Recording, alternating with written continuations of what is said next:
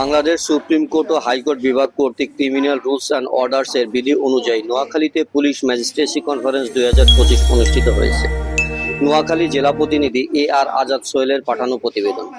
বুধবার বিকাল 4:30 থেকে সন্ধ্যা পর্যন্ত নোয়াখালী চিফ জুডিশিয়াল ম্যাজিস্ট্রেটের আদালতের সম্মেলন কক্ষে এ সভা অনুষ্ঠিত হয়।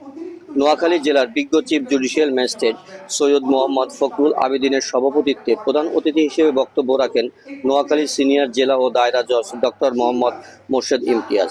Senior judicial magistrate Mohammad Iqbal হোসেনের সঞ্চালনায় এতে বক্তব্য রাখেন additional chief judicial magistrate Nusrat Jahan, police super Abu Taiyab Mohammad Arif Hossain, Noakhali জেলা বিজ্ঞ পিপি মোহাম্মদ শাহাদত হোসেন, নোয়াখালী জেলা আইনজীবী সমিতির সভাপতি তাজুল ইসলাম ও সাধারণ সম্পাদক আমির হুসাইন বুলবুল, বিভাগীয় বন কর্মকর্তা মোহাম্মদ আবু ইউসুফ, জিসান আহমেদ তালুকদার, সহকারী পরিচালক বিএসটিআই নোয়াখালী সহ বিভিন্ন থানার অফিসার ইনচার্জগণ। তার আগে ডিসপ্লেতে প্রেজেন্টেশন করেন জুডিশিয়াল ম্যাজিস্ট্রেট মোহাম্মদ রবিউল হাসান শাকিরি।